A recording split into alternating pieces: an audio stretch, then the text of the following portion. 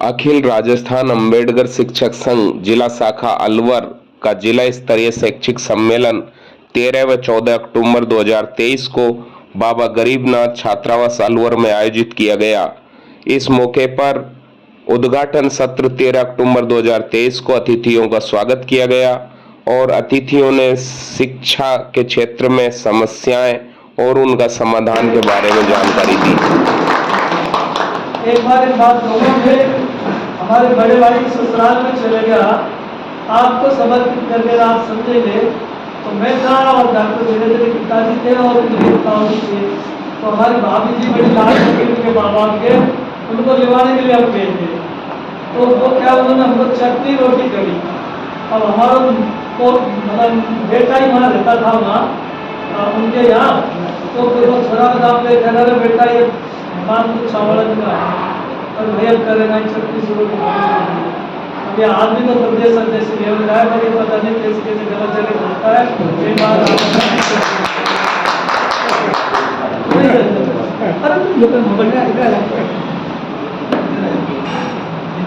सबसे पहले तथागत भगवान को बोधिसत्व बाबा साहब को पहचान करना। आदरणीय मंच, सभी मंचीय, सभी को देखनी। आज हम यहाँ पर जिला स्तरीय शैक्षिक सम्मेलन के कार्यक्रम में उपस्थित है। हमारे बीच में अखिल राजस्थान शिक्षक संघ के प्रदेश अध्यक्ष महासचिव और प्रदेश कार्यकारिणी पूरी बैठी हुई है, जिला कार्यकारिणी है।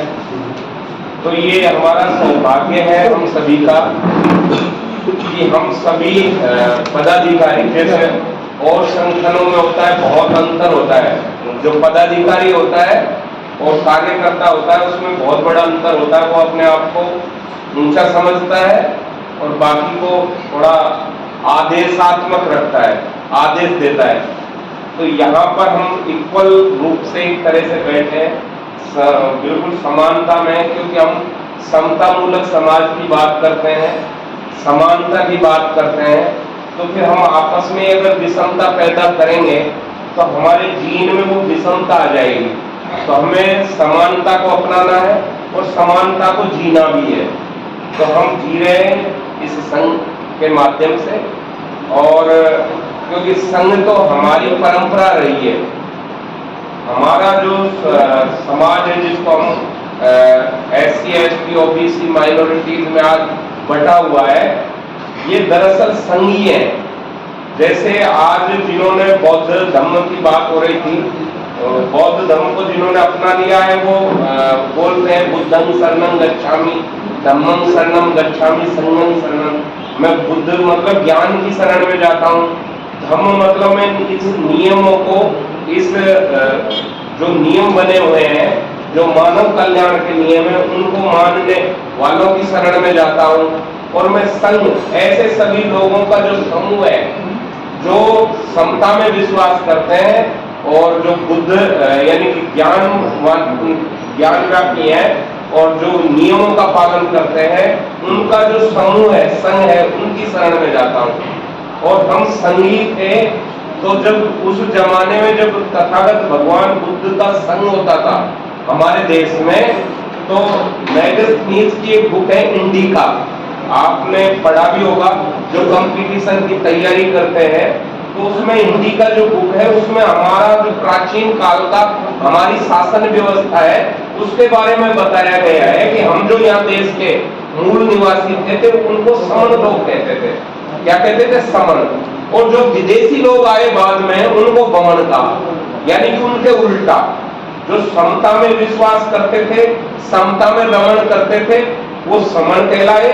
और जो इसके विपरीत थे, जो विषमता में विश्वास करते थे, ऊंच नीच में विश्वास करते थे, यानी उल्टा चलते थे समता के विपरीत, वो वमन, वोमिटिंग जिसको कहते हैं ना, वोमिटिंग करना, उल्टी करना, यानी कि उसका विपरीत विचारधारा होती थी, वो लोग वमन कहलाए इस देश में। तो इंडिका में भी लिखा हुआ है। और तथागत भगवान बुद्ध के लिए जो बाबा साहब ने बुद्धा एंड धम्मा बुक लिखी 1956 में, जिसका टाइटल बुद्धा एंड धम्मा दिया, उस बुक में भी समणा और वमना का जिक्र है। और भी बहुत सारे जो उस जमाने में हमारे देश में जो इतिहासकार आए, जो यात्री आए, हेनसांग आए, फाइयान आए, इन्होंने भी हमारी भारतीय संस्कृति को बताया कि ये देश कितना संपन्न था, यहाँ के लोग कितने अच्छे थे, संघ में विश्वास करते थे। क्योंकि ये जो टाइटल है ना संघ, हमारे जितने भी संगठनों का जो टाइटल है संघ में, इसलिए इस संघ के बारे में थोड़ा सा कह रहा हूं। तो संघ में का ये नियम था कि हम बराबर बैठते थे, राजा भी वहां पर अपना ताज उतार के बैठता था बराबर में, तो क्योंकि हम समता में रहते थे। लेकिन जो विपरीत लोग आए, जो बमन लोग आए, इन्होंने इसको खत्म किया और उन्होंने बहुत बाद में जाके उन्होंने पढ़ा क्या ये इकट्ठा कैसे रहते थे, और जब ये इकट्ठा रहते थे तो राजपाट इनका था, शासन में ये थे, प्रशासन में ये थे। यहाँ भारत की कुल कमाई का लगभग 98% हमारे लोग मालिक थे। सत्ता शासन इनके पास था, चाहे चंद्रगुप्त मौर्य कह लें, महान अशोक कह लें, क्योंकि जब लोग संघ में रहते थे तो शासन भी इनका ही था। लेकिन जब इनका संघ छीना, संघ को तोड़ा, उसमें विवाद पैदा किया, ऊंच नीच पैदा की, तो संघ को भूल गए हम और क्या बना लिए, छोटे छोटे टुकड़ों में बट के 6743 जातियों में बांटकर हमारा विभाजन कर दिया। अब विभाजन कर दिया तो हम इकट्ठे बैठते ही नहीं, अब इकट्ठे नहीं बैठेंगे तो भैया गुलामी करेंगे।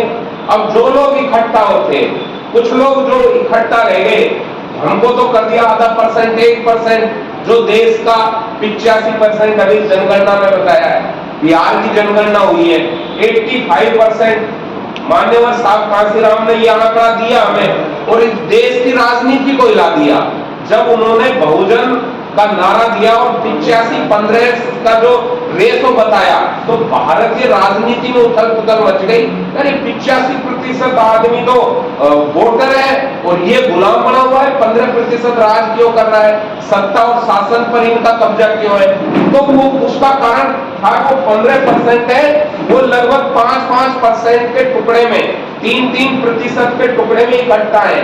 लेकिन हम जो 85% है वो आधा प्रतिशत से ज्यादा नहीं है, क्योंकि 6743 का भाग दे दे, अगर 85 में तो कितना आएगा, पॉइंटों में आएंगे, तो हम पॉइंटों में बंद करके और अपनी अपनी 0.0% जनसंख्या था मेरी, और मैं फला जाति का महासभा का अध्यक्ष हूं, मैं राष्ट्रीय अध्यक्ष हूं, मैं अंतरराष्ट्रीय अध्यक्ष हूं।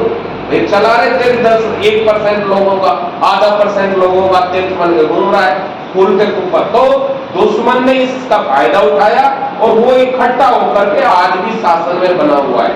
और उन्होंने झूठा संघ बनाया, जिसको हम कई मंचों से गाली देते हैं, वो पूरा का पूरा बुद्ध से लिया कि हम जाति में विश्वास नहीं करेंगे, बराबर में बैठेंगे, मंच नहीं लगाएंगे, नीचे बैठेंगे। और जो हमारे उस समय बिल्कुल सत्तक दंड लट रखते थे, उन्होंने भी उसी को अपना पूरा बुद्ध का संघ के नियम लेकर के और अपना नकली संघ बनाया। और नकली संघ इसलिए बनाया जिससे हम असली संघियों पर राज कर सकें, और असली संघियों का संघ छीन करके नकली संघ बनाकर आज भी वो राज कर रहे हैं। और हम अपने आप को बुद्धम संघम गच्छामि, जैसे एक कहानी है ना बचपन में कि कोई कबूतरों का जाल बिछाता है, शिकारी आएगा तो एक तीर उसको रटा दिया, अब शिकारी आएगा, जाल बिछाएगा, लेकिन फंसना नहीं है। अब हम गाते तो रह गए, वो गाते रह गए, शिकारी आया, जाल भी बिछाया, और लेकिन फंसा के सबको ले गया।